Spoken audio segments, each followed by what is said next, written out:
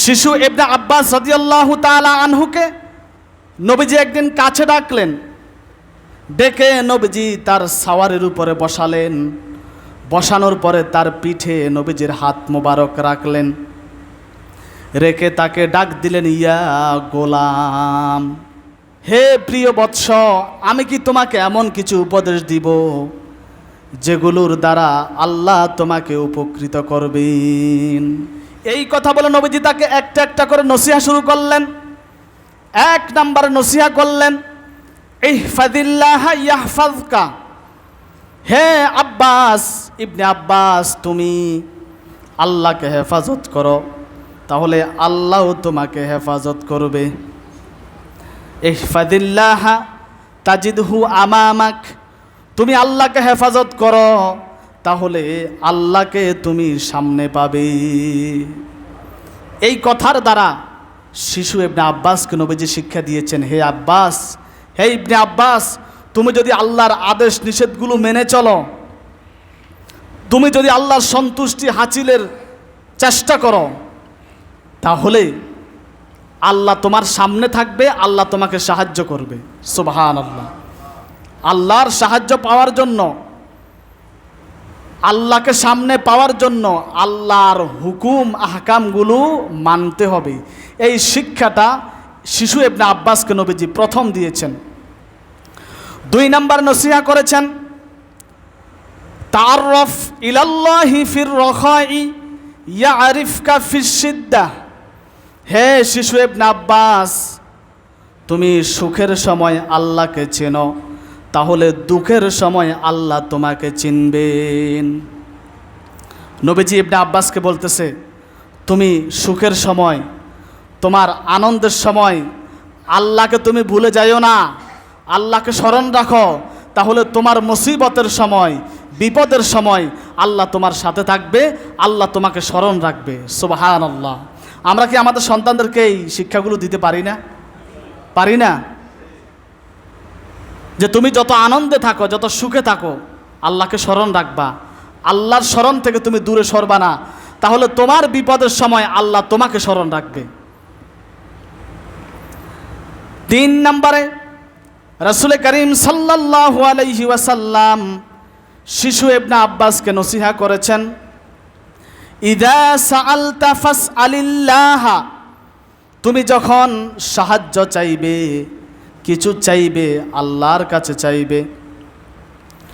ওয়া ইযা ইসতাআনতা ফাসতাইন বিল্লাহ, আর যখন তুমি কোনো সাহায্য চাইবে, তাও আল্লাহর কাছে চাইবে।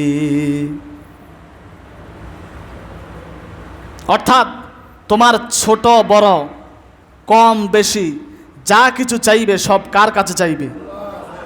শিশু ইবনে আব্বাসকে নবীজি শিক্ষা দিচ্ছেন, তোমার ছোট বড় কম বেশি যা চাইবে আল্লাহর কাছে চাইবে। আবার তোমার যখন কোনো সাহায্যের প্রয়োজন হবে, তাও আল্লাহর কাছে চাইবে। সুবহানাল্লাহ। কোনো মাজারে গিয়ে বসে থাকলে হবে না, কোনো হুজুরের কাছে গিয়ে বসে থাকলে হবে না, সাহায্য চাইতে হবে কার কাছে? তিনিই সাহায্য করতে পারেন। এই শিক্ষাগুলো আমাদের সন্তানদেরকে দিয়ে গেলে আমার সন্তান আর আমার ইন্তেকালের পরে মাজারে গিয়ে সেজদা করবে না, কোনো পীরের পায়ে গিয়ে পড়ে থাকবে না, কোনো মাজারে গিয়ে সুতা বাঁধবে না, কোনো মাজারের দরিয়ার মধ্যে কুমিরকে নিয়ে মুরগি খাওয়াবে না। ঠিক কিনা? এই শিক্ষাগুলো দিয়ে যেতে হবে। আমরা দিই না বলে আমাদের সন্তানরা হাজারো শিরকের সাথে লিপ্ত হয়ে যায়। আমরা তো নামাজেই বলে ইয়্যাকা না'বুদু ওয়া ইয়্যাকা নাস্তাঈন, তোমার ইবাদত করি এবং তোমার কাছে সাহায্য চাই। আমাদের সাহায্য, আমাদের সব কিছু চাইতে হবে কার কাছে? আল্লাহর কাছে। শিশু ইবনে আব্বাসকে রাসূল করিম সাল্লাল্লাহু আলাইহি ওয়াসাল্লাম 4 নাম্বার শিক্ষা দিয়েছেন, আল্লাহ ছাড়া কেউ তোমার উপকার করতে পারবে না, আর আল্লাহ ছাড়া কেউ তোমার ক্ষতি করতে পারবে না। অর্থাৎ উপকার এবং ক্ষতি এটা আল্লাহর পক্ষ থেকে হয়। সারা পৃথিবীর মানুষ যদি আপনার ক্ষতি চায়, আল্লাহ যদি বলে না ক্ষতি করতে পারবে না, কেউ ক্ষতি করতে পারবে না। দুনিয়ার সব মানুষ যদি আপনার উপকার চায়, আল্লাহ যদি বলে না উপকার করতে পারবা না, কেউ আপনার উপকার করতে পারবে না। তাহলে উপকার করার, ক্ষতি করার একমাত্র মালিক আল্লাহ। এই শিক্ষা সন্তানকে দিয়ে যেতে হবে। রাসূল করিম সাল্লাল্লাহু আলাইহি ওয়াসাল্লাম সন্তান হিসাবে শিশু ইবনে আব্বাসকে তিনি নসিহা করেছেন, রুফিআতিল আকলামু ওয়া জাফফাতিস সুহুফ, তাকদীর লেখার কলমটা উঠিয়ে নেওয়া হয়েছে আর সহিফাগুলো শুকিয়ে গেছে। অর্থাৎ তিনি শিশু ইবনে আব্বাসকে শিক্ষা দিচ্ছেন, আল্লাহ তাআলা তোমার তাকদীরে যা কিছু লিখেছেন, ভালো মন্দ, দুঃখ, আনন্দ, হাসি, কান্না, যা কিছু লিখে রেখেছেন, এই সব কিছু লেখার পরে আল্লাহ তাআলা কলমটা উঠিয়ে নিয়েছেন। যা লেখা হয়েছে তা চূড়ান্ত হয়ে গিয়েছে, আর কোনো দিন তোমার ভাগ্যের পরিবর্তন হবে না। তোমার তাকদীর যা কিছু লেখা হয়েছে, যখন বিপদ আসবে মনে করবে এটা তোমার ভাগ্যে লেখা ছিল। যখন তোমার জীবনে সুখ আসবে মনে করবে এটা তোমার তাকদীরে লেখা ছিল।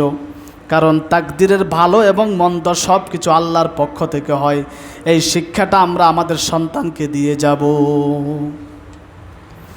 আমার জীবনে কখনো বিপদ আসবে, কখনো অসুস্থতা আসবে, কখনো মুসিবত আসবে, এই সব কিছু আমার তাকদীরে লেখা ছিল। এটা যে ব্যক্তি বিশ্বাস করে সে আল্লাহর উপরে বিপদের সময় কখনো হতাশ হবে না, সে সবর করবে, সে বিশ্বাস করে নেবে এটা আমার তাকদীরে লেখা ছিল, তাই হয়েছে। এটা যে ব্যক্তি মেনে নেয়, তাকদীরকে যে ব্যক্তি মেনে নেয়, তার ভিতর হতাশা বলতে কিছু থাকে না। এজন্য তাকদীরের উপরে বিশ্বাস করতে হবে। তাকদীরের ভালো এবং মন্দ এটার উপরে বিশ্বাস করার নাম হচ্ছে ঈমান। কি? অনেকে শুধু বলে আল্লাহ শুধু আমাকে দেখে, এত নামাজ পড়ি, এত জিকির করি, এরপর অসুস্থ আমাকে ছাড়ে না, আমার ঘরে একটার পর একটা অভাব, আমার অভাব বিপদ ছাড়েই না, অথচ আমি নামাজ পড়ি। আর অমুক ব্যক্তি নামাজ নাই, তার ভিতরে দিন নাই, তার গাড়ি বাড়ি টাকা পয়সার অভাব নাই, বলে কি না? আমরা এগুলো বলি অনেক সময় কষ্ট আসলে। না, এগুলো বলা যাবে না। আমার যদি 6 মাসও অসুস্থতা পরিবারে লেগে থাকে, বুঝতে হবে এটা আমার তাকদীরে লেখা ছিল। এটা যে ব্যক্তি মেনে নেয় সে আর কখনো হতাশ হবে না। আমার জীবনে যদি কখনো সুখ আসে মনে করতে হবে এটা আমার তাকদীরে লেখা ছিল, তাই আমি আল্লাহর কাছ থেকে পেয়েছি। এই শিক্ষাটা নিজেও রাখবো, সন্তানকেও শিখিয়ে যাব ইনশাআল্লাহ। 6 নম্বরে শিশু ইবনে আব্বাসকে নবীজি শিক্ষা দিয়েছেন, দুনিয়াতে চলতে গেলে অনেক পরীক্ষা আসবে, কখনো অসুস্থতা আসবে, কখনো মুসিবত আসবে, কখনো বিপদ আপদ আসবে, কখনো সম্পদের উপর দিয়ে, কখনো নিজের জানের উপর দিয়ে, কখনো নিজের মালের উপর দিয়ে। এই পরীক্ষার সময় তুমি ধৈর্য ধারণ করবে আল্লাহর উপরে, অধৈর্য হওয়া যাবে না। এই 6টা নসিহা নবীজি শিশু ইবনে আব্বাসকে করেছেন, তিনি আমল করেছেন, আমল করে তিনি নবীজির বড় সাহাবী হয়ে গেছেন। সুবহানাল্লাহ। এবার আসেন, শিশু ইবনে আব্বাসকে নবীজি যে নসিহা করেছেন, নসিহার আগে একটা বিষয় আছে, পরের একটা বিষয় আছে। এই বিষয়টা শুনে নেন। আমরা যদি আমাদের সন্তানদেরকে নসিহা করতে যাই, এই 2টা বিষয় মনে রাখতে হবে। নবীজি কিন্তু শিশু ইবনে আব্বাসকে ডাক দিয়েই নসিহা শুরু করেন নাই। নসিহা করার আগে তিনি তাকে ডাকলেন, ডেকে তার সাওয়ারের উপরে বসালেন, বসিয়ে তার পিঠের উপর হাত রাখলেন, হাত রেখে তাকে ইয়া গোলাম বলে আদরের সাথে একটা ডাক দিলেন। এই আচরণ দেখে শিশু ইবনে আব্বাস নবীজির প্রতি একটা টান সৃষ্টি হয়ে গেছে। সুবহানাল্লাহ বলবেন না? একটা আন্তরিকতা সৃষ্টি হয়ে গেছে।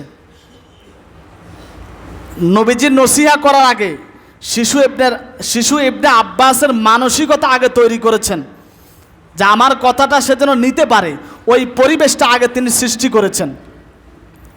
এবং যে নসিহা করবেন তার লাভ ক্ষতি, উপকার অপকার 2টাই তিনি তাকে বুঝিয়েছেন। যখন শিশু ইবনে আব্বাসের মানসিকতাটা সম্পূর্ণ তৈরি হয়ে গেছে, তখন নবীজি একটা একটা করে তাকে নসিহা শুরু করলেন। সুবহানাল্লাহ। আপনার সন্তানকে ডাক দিয়ে আপনি ধমক দিয়ে নসিহা করলে হবে না, তাকে ডাক দেন, কাছে বসান, পিঠের উপর হাত দেন, বাবা বলে আদরের সাথে ডাক দেন। এরপর বলেন, বাবা তোমাকে কিছু কথা বলবো, আমি তোমার বাবা, আমি তোমার ক্ষতি চাই না, আমি চাই তুমি আমার চাইতে আরও অনেক বড় হবে, আমি চাই মানুষ তোমাকে সম্মান করুক, তোমার সম্মান দুনিয়াতেও থাকুক আখেরাতেও থাকুক। বাবা আমি তোমাকে 2-4টা কথা বলবো, তুমি কি আমি বাবা হিসাবে আমার কথাগুলো রাখবে, শুনবে? আচ্ছা কোন ছেলে বলবে আমি শুনবো না?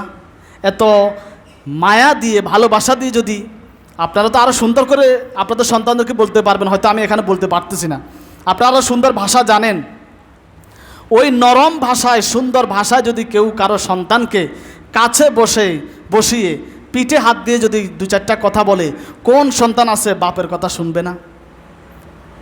আছে এমন সন্তান? এটা করতে হবে বুড়া বয়সে না, বড় এই বয়স হয়ে গেলে শুনবে না, যতই পিঠে হাত রাখেন না, তার কলিজার ভিতরে হাত ঢুকাইলেও সে শুনবে না। এটা হাত রাখতে হবে এই যে আমাদের মিজান ভাইয়ের বাচ্চা, মেহেদির মতো বাচ্চার পিঠে এখন হাত রাখবেন, এখন সে মানবে। ওই যে আমার শিক্ষার্থী আব্দুর রহমান একটু আগে আতর দিছে, তারে পিঠে হাত দিয়ে নসিহা করলে শুনবে। ওই যে আমাদের আরমান আছে, তারে এখন পিঠে হাত দিয়ে নসিহা করলে সে শুনবে না, কারণ সে দুনিয়া চিনে গেছে। আমি এটা শিক্ষার জন্য বলছি, কাউকে এখানে ছোট বড় হেয় করার জন্য বলছি না। এই শিক্ষাটা দিতে হবে ছোটকাল থেকে। নবীজি ইবনে আব্বাস রাদিয়াল্লাহু তাআলাকে বড় হওয়ার পরে নসিহা করছেন না শিশু অবস্থায়? বলেন না, শিশু অবস্থায়। কারণ ওই সময় সন্তান মা বাবার কথা যা বলবে তা শুনবে, বড় হয়ে গেলে নসিহা শুনবে না। এবার দেখেন শিশু ইবনে আব্বাসের মানসিকতা তৈরি করার পরে তিনি যেই নসিহা করেছেন, ওই নসিহার লাভ এবং ক্ষতি তাকে বুঝাই দিছে।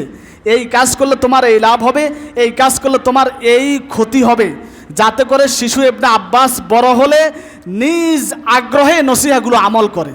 সুবহানাল্লাহ। এরপরে শিশু ইবনে আব্বাসকে নবীজি শুধু আল্লাহর আনুগত্য করো এটা বলে তিনি ছেড়ে দেন নাই, বরং আল্লাহর আনুগত্য করলে আল্লাহকে তুমি সামনে পাবে, আল্লাহর সাহায্য তুমি পাবে, এই উপকারের কথাও তাকে বলে দিয়েছেন। এরপরে শিশু ইবনে আব্বাসকে নবীজি শুধু মন্দ কাজ পরিহার করো, মিথ্যা কথা বলিও না, জেনা করিও না, অশ্লীল কথা বলো না, গীবত করো না, এই কথা বলে নবীজি ক্ষান্ত হন নাই, বরং এগুলো করলে তোমার কি ক্ষতি হবে, কি শাস্তি হবে, এই অপকারটাও ক্ষতির দিকটাও তাকে তিনি বুঝিয়ে দিয়েছেন, যাতে করে গুনাহের প্রতি শিশু ইবনে আব্বাসের দিলের মধ্যে ঘৃণার সৃষ্টি হয়, ভবিষ্যতে তিনি যেন এই অন্যায়গুলো না করেন। ঠিক হযরত লোকমানে হাকিমা যখন তার সন্তানকে নসিহা করেছেন, তিনি বলেছেন বাবা অহংকার করিও না, কারণ অহংকারীকে আল্লাহ তাআলা ভালোবাসে না। তিনি লাভ এবং ক্ষতি দুটাই সন্তানকে নসিহা করেছেন, এজন্য সন্তান মানুষ হয়েছে। আমরাও যদি আমাদের সন্তানদেরকে আদরের সাথে কাছে ডেকে পিঠে হাত রেখে কলিজার টুকরা বলে ডাক দিয়ে যদি নসিহা করি, এবং প্রত্যেক নসিহার ভালো এবং মন্দ, নেগেটিভ পজিটিভ দুইটাই যদি তুলে ধরি, আমাদের সন্তান অবশ্যই পরিবর্তন হবে। আর সেটা করতে হবে ছোটকালে। কোন কালে? ছোটকালে। ছোট বয়সে সন্তানদেরকে ওইভাবে যদি দ্বীনি মেজাজে বড় করতে পারেন, বড় হলে আফসোস করা লাগবে না যে সন্তান কথা শুনে না।